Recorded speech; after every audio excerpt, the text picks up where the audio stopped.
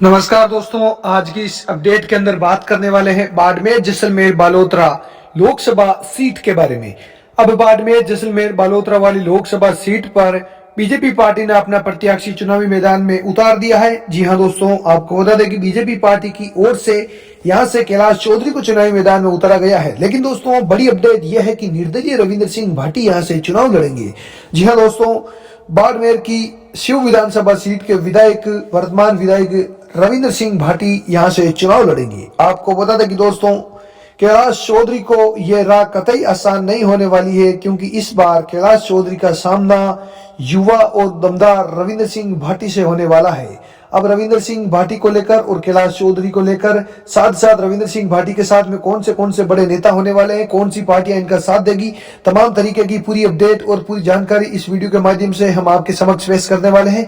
तो साथियों, अभी तक आपने हमारे चैनल इलेक्शन न्यूज इंडिया को यूट्यूब पर सब्सक्राइब नहीं किया है तो जल्द से जल्द सब्सक्राइब जरूर कर लें, क्योंकि दोस्तों इस चैनल पर सटीक जानकारी सबसे पहले आप तक हम पहुंचाते हैं। और साथियों, मैं आपसे छोटी सी रिक्वेस्ट करना चाहता हूं, वीडियो अंत तक जरूर बने रहे। वीडियो थोड़ा लंबा हो सकता है, लेकिन आपको पूरी A to Z Ravindra Singh Bhati की जानकारी दे देंगे, साथ साथ कैलाश चौधरी की भी देंगे। कांग्रेस किसे यहां पर प्रत्याशी बनाएगा उसके बारे में भी पूरी विस्तारित रूप से आपको बताने वाले हैं। तो सबसे पहले बात करेंगे बीजेपी पार्टी की ओर से। बीजेपी पार्टी ने केंद्रीय कृषि मंत्री कैलाश चौधरी को यहां से एक बार फिर पुनः अपना टिकट दिया है।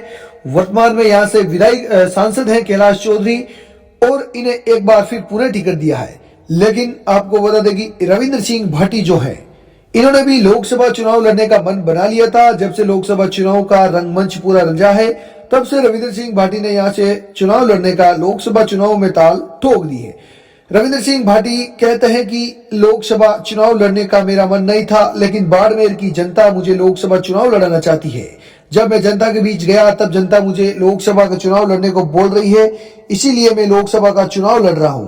वही साथ साथ अभी रविंद्र सिंह भाटी की देव दर्शन यात्रा चल रही है। रविंद्र सिंह भाटी देवों के दर्शन कर रहे हैं। ऐसे में निश्चित तौर पर ही आपको बता दें कि रविंद्र सिंह भाटी की यदि बायोग्राफी की थोड़ी चर्चा कर लेते हैं तो रविंद्र सिंह भाटी बाड़मेर की शिव विधानसभा सीट से आते हैं। डूडूड़ा इनका गांव है, और रविंद्र सिंह भाटी के जीवन की शुरुआत जोधपुर से होती है।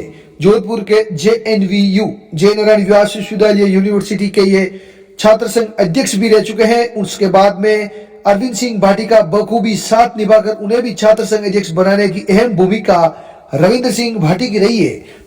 तभी से रविंद्र सिंह भाटी पूरे प्रदेश में चर्चा का पात्र बने हुए हैं, और 2023 विधानसभा चुनाव के अंदर रविंद्र सिंह भाटी ताल ठोकते हैं। रविंद्र सिंह भाटी ताल ठोकने के पश्चात बीजेपी पार्टी ज्वाइन करते हैं, लेकिन बीजेपी पार्टी उनके साथ में धोखा करती है और उनका टिकट काटती है। टिकट काटने के पश्चात रविंद्र सिंह भाटी जो है निर्दलीय चुनाव लड़ते हैं शिव विधानसभा सीट से, और शिव विधानसभा सीट से एक ऐतिहासिक जीत दर्ज करते हैं निर्दलीय चुनाव लड़कर। और बड़े बड़े धुरंधर लगातार यहां से विधायक रहते हुए तमाम आमीन खान जैसे बड़े नेताओं को चुनावी मैदान में शिकस्त देते हैं रविंद्र सिंह भाटी।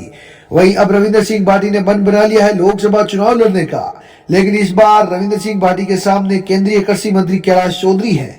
लेकिन रविंद्र सिंह भाटी जो है दोस्तों, इस बार ऐसा कहते हैं कि इस बार जो लोकसभा का चुनाव में जीत होगी वो ऐतिहासिक होगी, जिससे मोदी की दरें भी कांप उठेगी।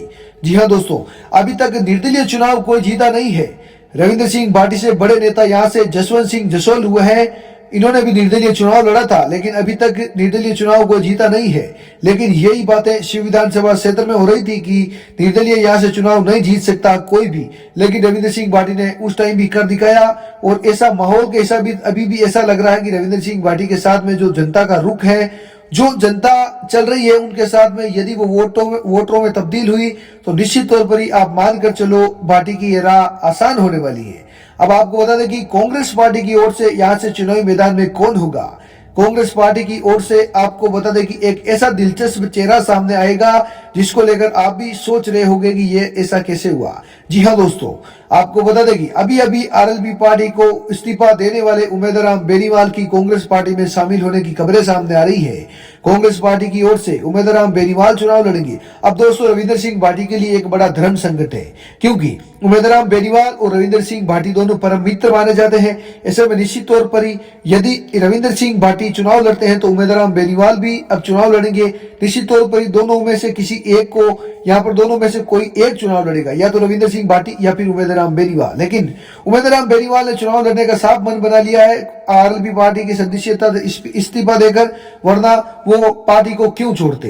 निश्चित तौर पर ही कांग्रेस पार्टी के साथ में उनकी लगातार वार्ता भी हो रही है।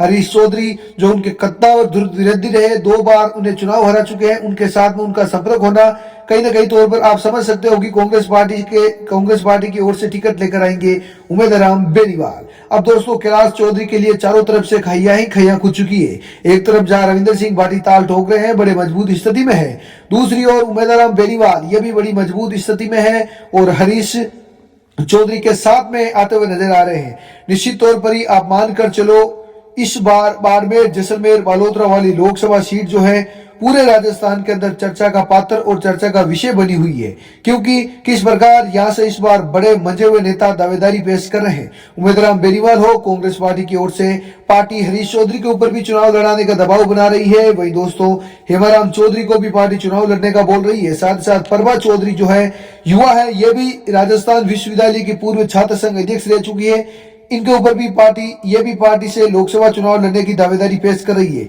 लेकिन दोस्तों आप हमारी मानो या फिर जर्नलिस्ट बड़े स्पेशलिस्ट के द्वारा आपको बता दें कि उमेद राम बेनीवाल को कांग्रेस पार्टी यहाँ से टिकट देगी और उमेद राम बेनीवाल आपको यहाँ से चुनाव लड़ते हुए नजर आएंगे बाड़मेर जैसलमेर बालोतरा वाली लोकसभा सीट से, और साथ साथ निर्दलीय ताल ठोक देंगे रविंद्र सिंह भाटी। कैलाश चौधरी की राह कतई आसान नहीं होने वाली। अब दोस्तों इस रविंद्र सिंह भाटी की इस सीट की चर्चा मोदी तक पहुंच चुकी है। जी हाँ दोस्तों, अब आखिर मोदी तक ये चर्चा क्यों पहुंची है उसको लेकर भी आपको बता दें कि आखिर मोदी को चिंता क्यों हो रही है इस सीट के बारे में। दरअसल इस बार मोदी का मिशन 25 राजस्थान के अंदर कतई पूर्ण नहीं होने वाला है, क्योंकि रविंद्र सिंह भाटी की ताकत जो है पूरे भारत के अंदर इनका नाम का डंका बज चुका है। क्योंकि रविंद्र सिंह भाटी ने किस प्रकार निर्दलीय चुनाव लड़ा था, निर्दलीय ताल ठोकी थी, निर्दलीय चुनाव जीता था, छाती ठोक कर चुनाव जीता था रविंद्र सिंह भाटी ने। अब रविंद्र सिंह भाटी से चिंता मोदी को इसलिए हो रही है क्योंकि नरेंद्र मोदी के केंद्रीय कृषि मंत्री कैलाश चौधरी जो है अभी पिछले कुछ 2 महीने पहले मुख्यमंत्री बनाया गया, तभी कैलाश चौधरी भी अचानक सुर्खियों में आए थे। मोदी चाहते हैं कि उनके मंत्री पद के उम्मीदवार को यदि कोई चुनाव हरा दिया तो निश्चित तौर पर ही बड़ी गड़बड़ हो जाएगी। इसीलिए प्रधानमंत्री नरेंद्र मोदी खुद इस बार चुनावी मैदान में स्टार प्रचारक बनकर खुद आएंगे और रैली भी करेंगे। साथ साथ आपको बता दें कि दोस्तों पिछली बार जब चुनाव हुआ था, लोकसभा का चुनाव हुआ था, तो कैलाश चौधरी की जो स्टार प्रचारक के रूप में सनी देओल आए थे, नरेंद्र मोदी खुद आए थे, अमित शाह, जेपी नड्डा, पूरा बीजेपी का पैनल आया था। वही साथ साथ उस टाइम मोदी की लहर भी थी और कैलाश चौधरी भी चुनाव लड़ रहे थे, नए चुनाव लड़ रहे थे, तो जनता का इनके ऊपर सहानुभूति भी थी।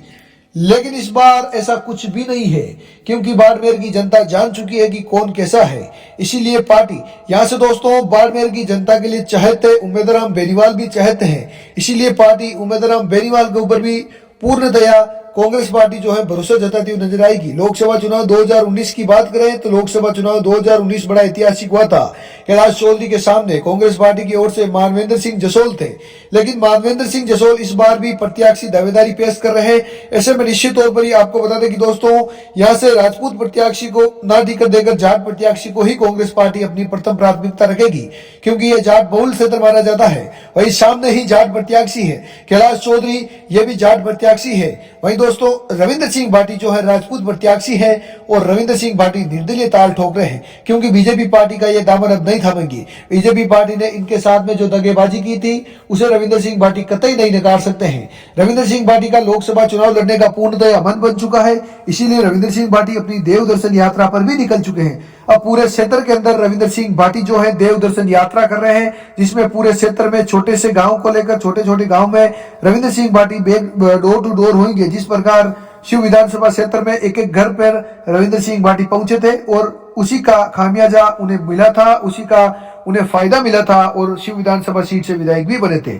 लेकिन रविंद्र सिंह भाटी के सामने इस बार जो है केंद्रीय कृषि मंत्री कैलाश चौधरी है। अब ऐसे में क्या कैलाश चौधरी को कड़ी टक्कर दे पाएंगे रविंद्र सिंह भाटी या फिर नहीं दे पाएंगे, या फिर कांग्रेस पार्टी की ओर से आरएलपी का दामन छोड़ने वाले उम्मीदवार राम बेनीवाल चुनाव लड़ेंगे, या फिर कांग्रेस पार्टी इन्हें टिकट देगी। ये सभी बातें जो दोस्तों हैं अभी भविष्य की गर्भ में है, टिकट मिलने के बाद में बात होगी। लेकिन क्या रविंद्र सिंह भाटी जो है कैलाश चौधरी को कड़ी टक्कर दे पाएंगे या फिर नहीं दे पाएंगे, आप हमें कमेंट करके जरूर बताइए। आप सभी का तहे दिल से धन्यवाद।